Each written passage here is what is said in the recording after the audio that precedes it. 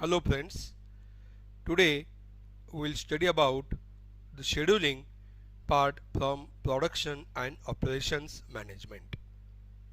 In this video, we will study principles of scheduling, what are the inputs of scheduling, types of operation scheduling, and if you want to implement this, what are the guidelines.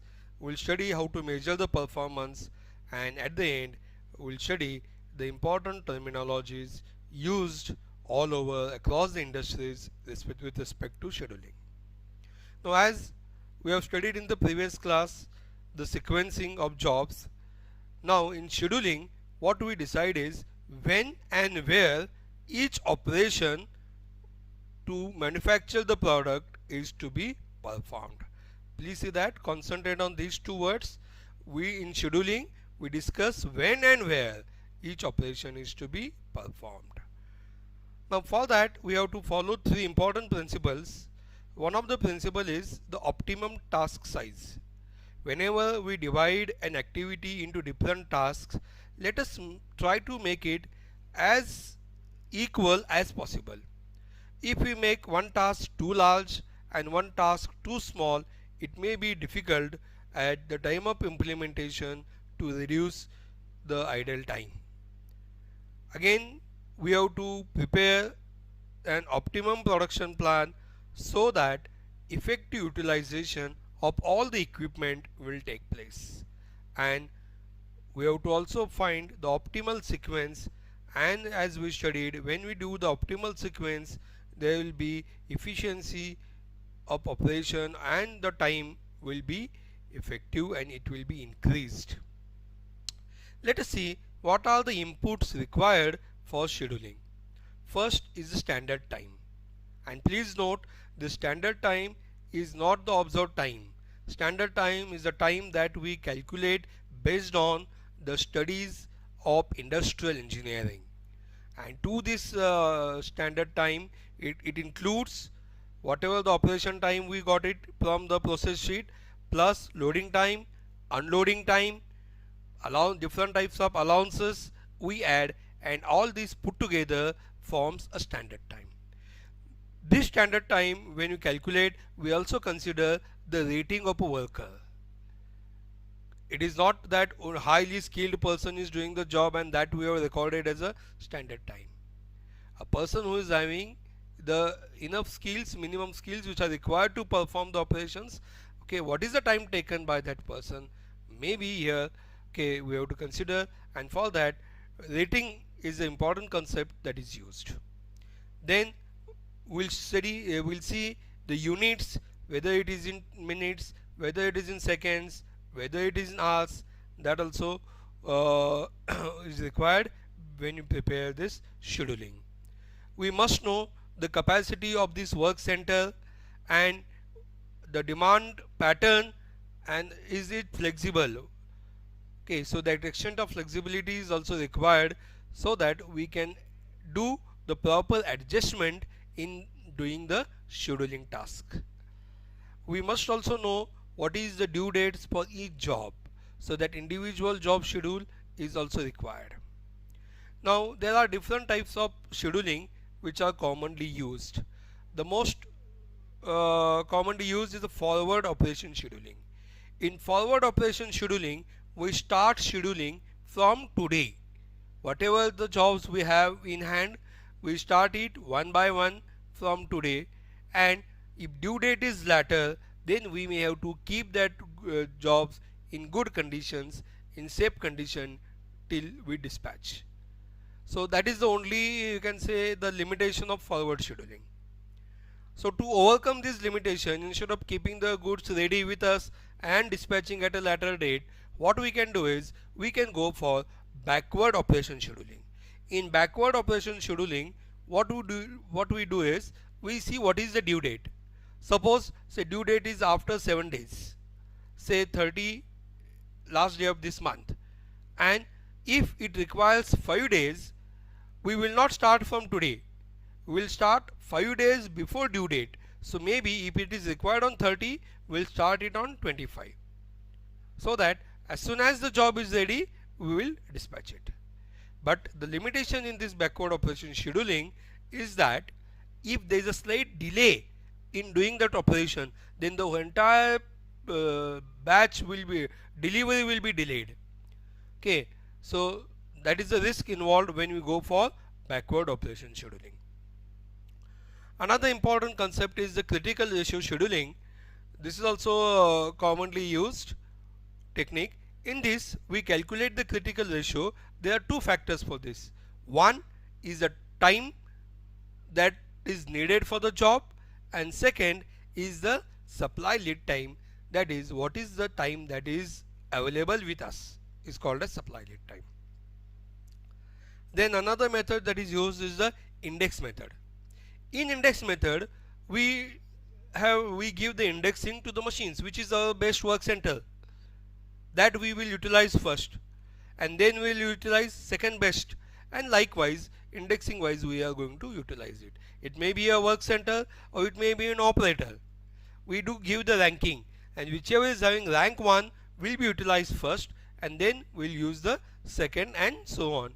So index method ensures that we bring economy in the operation and we do it very effective. Now critical path method is another option that we use. In the critical path method, what we decide is which are the jobs or which are the schedule that we need to strictly follow. Delaying that critical path is going to delay that entire project. So the jobs for which there is no slack available, okay, slack time for those jobs is 0, they are covered in the critical path. So these are all different methods of scheduling which are most commonly used. Now if you want to really implement this scheduling, okay, because it is not only a theoretical subject, you go to any type of industry, the scheduling and loading is done. So for that you need to follow these guidelines. First, prepare a realistic schedule, give sufficient time before operation, during operation and after operation. Now very important point, don't release all the available jobs. The reason is, if there is any rush order, if there is a order from the preferred customer to be accommodated in the given schedule, then, and if all the jobs are already loaded, if the machines are not free, then we may not be able to take that order. So for that reason, the jobs which are having a due date later, keep it reserved. Okay, so do not load all the jobs, release all the jobs at a time. Do not utilize the entire capacity of the shop. The reason is the same as we discussed. And load the selected work centers based on its ranking. It is very essential. And please see, whenever we do the scheduling work, we must be able to keep it flexible. If any changes are required, maybe due to availability of raw material, maybe non-availability of tools, so many other factors affect the schedule, so we should be able to accommodate those changes if required. Okay, and if you follow these guidelines, definitely it will work well. There are certain measures of performance. The one most common is the mean flow time. Mean flow time is calculated using this formula.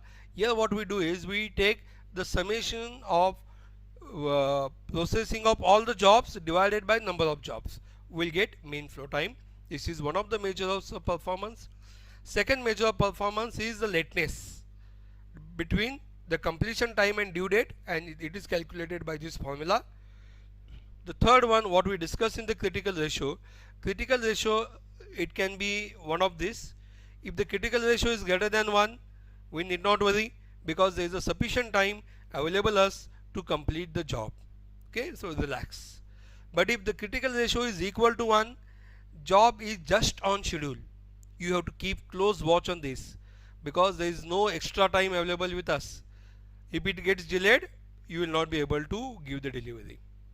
Okay, so these two, first one relax, second one keep close watch, third one is very important. Here, as the critical ratio is 1, we are not in a position to complete this job in the given time. It is an indication, and so the expedition of these processes on these jobs is very essential.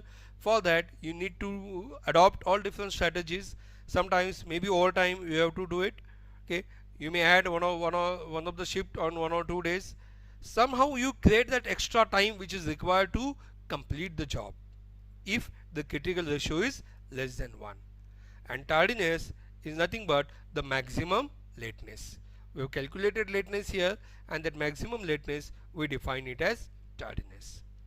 Now let us see some of the important terminologies used in scheduling. Static scheduling, as we know, most of the manufacturing industries, they have the job in hand. If you know what are the jobs in hand, the scheduling technique follows is called as static scheduling. But if you don't know, if you don't have the jobs in hand, we don't know. Sometimes it's possible. Let us take an example of bank. When the customer is going to visit the bank officials, they don't know, so they cannot declare the schedule. First customer at 10 o'clock, second customer at 10:15, third customer at 10:30. It is not possible. Got it? So when we don't have the jobs in hand to be processed, then the technique followed is called as dynamic scheduling. Now deterministic scheduling is the type of scheduling when there is a fixed pattern or fixed time to perform that activity or to perform the operation. And most of the routine activities in manufacturing we can follow the deterministic scheduling, but stochastic scheduling, wherein we don't know the exact time what is required to complete the operation.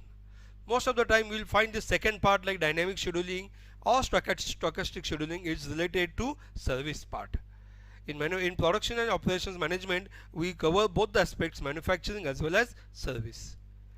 Now if suppose a person calls at the customer care, then we don't know how much time that is required to resolve that issue, or that person is going to take on that phone call when you call the customer care. So time is not fixed, we cannot determine the schedule, so it is comes under stochastic scheduling.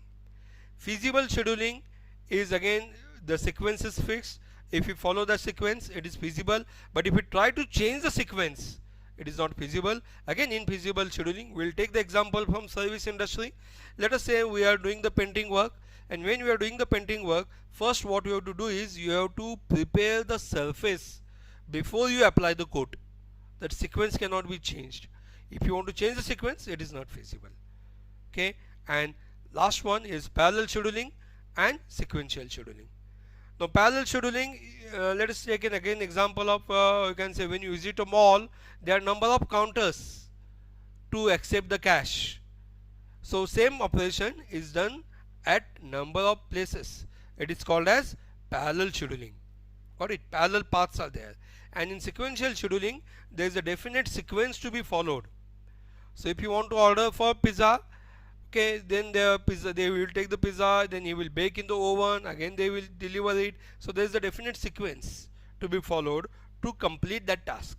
And sometimes it is combination of both, because when if you visit McDonald's, don't visit now, because at this time you need to stay at home to take care of you. But otherwise, if you visit that, then we collect the coupon, and again there are parallel lines. Okay, so it is a combination of parallel scheduling as well as sequential scheduling.